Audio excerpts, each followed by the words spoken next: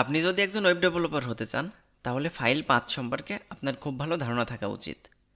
কারণ আমরা বিভিন্ন সময় বিভিন্ন ফাইল নিয়ে কাজ করি, যেমন অডিও, ভিডিও, টেক্সট, গ্রাফিক্স ইত্যাদি। এই ফাইলগুলো কোথায় আছে বা কোন লোকেশনে আছে সেটাই হলো ফাইল পাথ, অর্থাৎ ফাইলের লোকেশনটাই হলো ফাইল পাথ।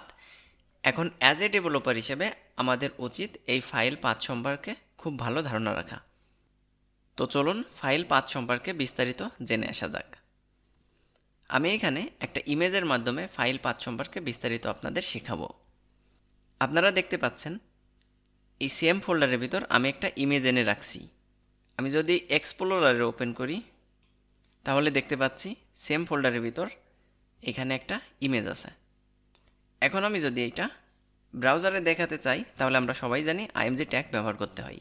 ফাইল পাথের 1 নম্বর শর্ত হলো যদি সেম ফোল্ডারে থাকে তাহলে শুধুমাত্র ফাইলের নামটা দিতে হয়। যেমন এখানে সেম ফোল্ডারে আছে, তার মানে আমার শুধু ফাইলের নামটা দেব। আমি দিয়ে দিলাম html.jpg। এখন যদি সেভ করি আর ব্রাউজারে যাই তাহলে দেখতে পাচ্ছি এই ইমেজটা ব্রাউজারে দেখাচ্ছে।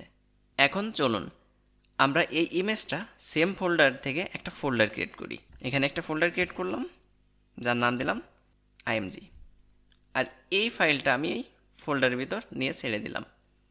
তাহলে দেখতে পাচ্ছেন এইখানে কিন্তু ইমেজটা আর দেখাচ্ছে না, অর্থাৎ ব্রাউজারে ইমেজটা আর দেখাচ্ছে না। এখন আমাদের 2 নম্বর রুলস সম্পর্কে জানতে হবে। আমরা অলরেডি জেনেছিলাম যদি সেম ফোল্ডারে থাকে শুধুমাত্র ফাইলের নামটা। আর এখন দেখেন আমি কাজ করতেছিলাম এইখানে, আর একটা ফোল্ডার ভিতরে যে আমার ইমেজটা আছে, অর্থাৎ আমি যদি এখান থেকে দেখাই একটা ফোল্ডার প্রথমে ভিতরে ঢুকতে হবে আর তারপরে ইমেজ। এই ক্ষেত্রে কী করতে হবে, 2 নম্বর রুলসটা হলো যদি আপনার ফোল্ডারের ভিতরে থাকে তাহলে সর্বপ্রথম ফোল্ডারের নাম, তারপরে স্ল্যাশ ফাইল নেম। এখন যদি সেভ করি আর ব্রাউজারে যাই তাহলে দেখতে পাচ্ছি ইমেজটা আবার দেখাচ্ছে। এখন যদি আরও আর একটা ফোল্ডার থাকতো তাহলে কি হতো, এখানে আরও আর একটা ফোল্ডার, সাপোজ ABCD নামে একটা ফোল্ডার আছে, আর এই ইমেজটা ABCD এই ফোল্ডারের ভিতর আছে। আবারও দেখতেছি ইমেজটা দেখা যাচ্ছে না। তো আমি যদি এইখানে এসে তাহলে কি করব, এখানে দেখেন সর্বপ্রথম IMG ফোল্ডারে যেতে হবে, তারপর ABCD ফোল্ডারে যেতে হবে, তারপর ইমেজটা আছে।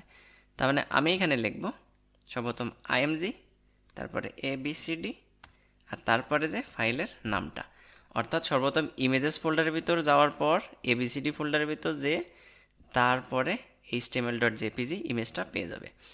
এখন যদি আমি ব্রাউজারে আসি তাহলে আবার ইমেজটা দেখতে পাচ্ছি। তাহলে 2টা শর্ত শিখলাম, একটা হলো যদি সেম ফোল্ডারে থাকে ফাইল নেম, আর দ্বিতীয় যদি কোনো ফোল্ডারের ভিতর থাকে তাহলে ফোল্ডারের নেম স্ল্যাশ ফাইল নেম। এখন কথা হলো যদি ফাইলটা আমি যেখানে কাজ করতেছি এর থেকে ফোল্ডারের বাইরে থাকে তাহলে কি করব। যেমনটা চলুন, যে এটার ভিতর আমার একটা এই যে ইমেজটা ছিল, তো ঠিক আছে আমি ইমেজটারে এখান থেকে কাট করে নিয়ে এই ফোল্ডারের ভিতর ছেড়ে দিলাম। ওকে, দেখেন ইমেজটা কিন্তু অলরেডি দেখা যাচ্ছে না। তাহলে আমরা এই 27 নম্বর ক্লাসের ভিতর ছিলাম।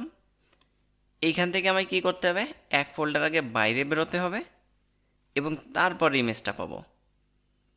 এই ক্ষেত্রে কি করব, এই ক্ষেত্রে খুবই সোজা, আমার শুধুমাত্র কি করতে হবে, প্রথমে এক ফোল্ডার বাইরে বেরোতে হবে।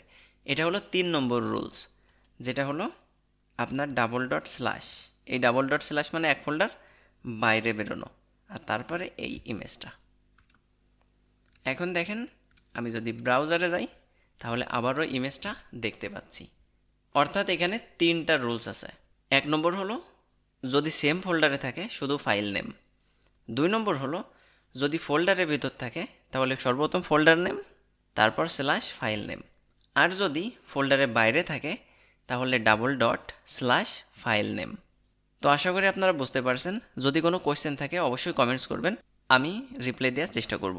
পরবর্তী ভিডিওতে আমরা HTML হেড ট্যাগের ভিতর ব্যবহৃত ট্যাগ সমূহ সম্পর্কে বিস্তারিতভাবে জানব। তো সেই পর্যন্ত সবাই ভালো থাকবেন, আল্লাহ হাফেজ।